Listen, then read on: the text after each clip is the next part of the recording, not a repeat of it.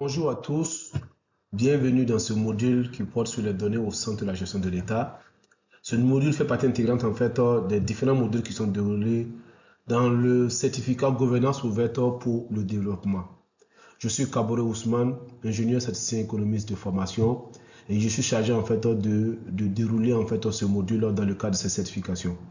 J'espère que le certificat, depuis le début que vous avez commencé, vous plaît bien en fait et que ce module-là va consolider en fait les acquis que vous avez et certainement vous préparer en fait pour les prochains modules qui vont suivre. Les données au centre de la gestion de l'État, qu'est-ce que c'est? Je pense que c'est une problématique que nous tous nous reconnaissons que c'est important actuellement. Parce que actuellement, avec nos capacités de collecte d'informations, les outils numériques qui sont de plus en plus utilisés, nous sommes tous conscients en fait que les données sont générées et que ces données-là peuvent servir en fait pour pouvoir améliorer en fait la pratique gouvernementale, pour pouvoir améliorer les prises de décision et surtout créer en fait un État plus efficace et plus transparent en fait. Et c'est l'objet en fait de ce module-là, de voir comment les données en fait permettent en fait de transformer cet état-là en un état vraiment très productif et efficient. L'importance des données dans le secteur public, je pense qu'il n'est plus à démontrer, mais parmi toutes les importances qu'on peut mettre en exergue, d'abord c'est comprendre les besoins de l'État.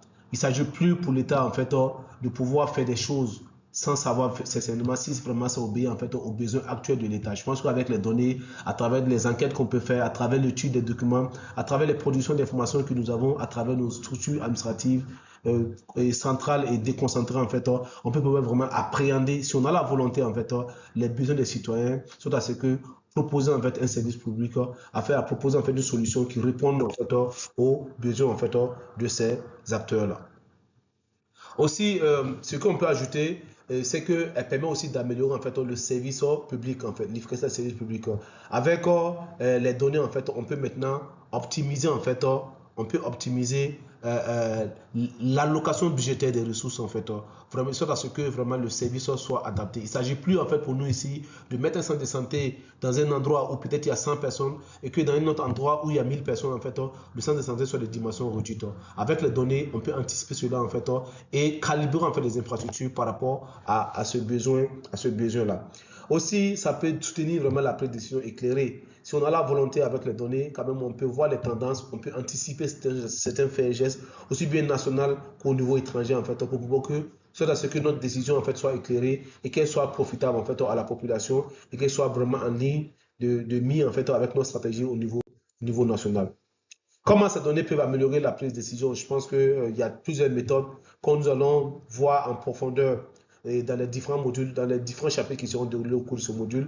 Mais d'abord, on peut déjà entre autres, identifier les tendances et les problèmes. Avec les données, on peut vraiment arriver à identifier les tendances et les problèmes, de sorte à ce que savoir en fait quelle est la dynamique du problème en question, de sorte à ce qu'on puisse proposer en fait des solutions sur mesure en fait qui puissent avoir l'assentiment des usagers. Il y a aussi mesurer l'impact des politiques. Une chose pour l'État est de mettre en œuvre des actions, mais une autre chose aussi est de savoir en fait si ces actions mises en œuvre en fait ont abouti en fait aux résultats escomptés. Je pense que ça, ce n'est plus. Il y a beaucoup de stratégies ont été mises en œuvre dans nos pays, mais les résultats n'ont pas changé. C'est parce que peut-être on n'a pas su mesurer l'impact de ces politiques-là. Cela nous améliore en fait dans les politiques qui vont suivre. Il y a aussi augmenter la transparence et la responsabilité. Avec les données, on peut vraiment, en début d'année, assigner des objectifs clairs aux infrastructures, à des individus, et en fin d'année aussi, s'assurer par rapport à l'évaluation, par rapport au suivi qu'on sera fait, en fait, que les résultats ont été atteints, et si les résultats n'ont pas atteints, en fait, identifier les causes de la non-atteinte des résultats et éventuellement situer les responsabilités par rapport à ces choses-là. L'importance des données dans la planification, elle est aussi importante dans la planification stratégique que dans la mise en œuvre opérationnelle. Au niveau de la planification stratégique, les données permettent de définir des priorités. Vous savez que dans nos pays, nous avons des problèmes qui sont multiples en fait. Les ressources sont limitées, donc à un moment donné, il faut trouver des leviers, au moins une stratégie en fait pour pouvoir prioriser ces problèmes. Les données permettent en fait de vraiment définir une base objective, comprendre des phénomènes en fait, prioriser les actions en privilégiant peut-être les actions en fait, qui ont le plus d'impact en fait, sur le problème que nous voulons aborder. Elle permet aussi d'élaborer la stratégie. Je pense que ça, on le verra en long et large dans le second chapitre qui porte sur les données dans la planification stratégique. En fait, on verra que dans toutes les étapes en fait, de la planification stratégique, les données nous servent en fait, d'être plus objectives et de donner des solutions en fait, qui qui obéissent en fait aux besoins du moment. Il y a aussi le problème de mesurer les résultats. Les données, vous savez, avec le suivi évaluation, avec l'évaluation, les données permettent en fait de mesurer les résultats, voir où est-ce que nous en sommes en fait par rapport à certains indicateurs, et éventuellement de planifier, mieux planifier en fait la suite des événements. Les données aussi servent au niveau opérationnel à vraiment à rendre le service public beaucoup plus efficace. Voilà, elle améliore la prestation des services en fait. Avec les données, on peut vraiment même calibrer en fait l'affluence en fait dans les services en fait, soit à faire calibrer pour savoir en fait quel est le nombre d'individus qu'il faut, quels sont les jours où les gens doivent être le plus là parce qu'on sait qu'il y a une affluence en fait qui est là dans ces périodes-là. Il y a aussi optimiser la gestion des ressources. Avec les données, quand même, on peut quand même calibrer même nos investissements. Voilà, il ne s'agit pas de construire un hôpital dans un lieu où peut-être la demande est faible, pendant que dans d'autres lieux où la demande est forte, en fait, il n'y a pas de centre de santé à proximité. Avec les données, on peut arriver à voir cela et vraiment on optimise la gestion des ressources, à produire des infrastructures en fait, qui répondent en fait, aux besoins ou qui adaptent en fait, aux besoins. Les données permettent aussi de prévoir le futur. Avec les données, quand même, on peut anticiper les tendances. Avec les données, on peut anticiper les tendances dans plusieurs domaines, les coûts de la monnaie, les coûts du pétrole et autres choses en fait. Voilà, ça permet de vraiment pas être surpris en fait par rapport à beaucoup de choses. Donc vraiment, ça améliore la gestion opérationnelle des choses. Ça nous permet en fait d'améliorer la performance, de suivre les opérations et surtout de répondre en fait aux besoins des usagers. Ce sont des points que nous allons développer dans le chapitre 3 en fait qui porte sur la place des données dans la gestion opérationnelle de donc, je pense qu'avec ce qu'on a vu globalement, on est d'accord que les données permettent d'augmenter la transparence, accroître la transparence. Elle permet en fait de mettre en exergue la responsabilisation des acteurs. Elle permet aussi d'améliorer la gouvernance parce que les actions qui sont prises là, on porte plus d'objectivité lorsque les données sont mises sont utilisées en fait pour les choix qui vont être faits. Mais on parle des données qui sont importantes, je pense que ce n'est plus à discuter, mais il y a des défis aussi par rapport à ces données-là, notamment la qualité des données. Parce qu'une chose est de vouloir utiliser des données pour pouvoir prendre des décisions objectives, mais s'assurer en fait que ces données qu'on a là sont des données fiables en fait, sont des données de qualité. Et si les données ne sont pas de qualité en fait, ce biais dans les données en fait va se déteindre en fait sur les actions que nous allons mettre en œuvre.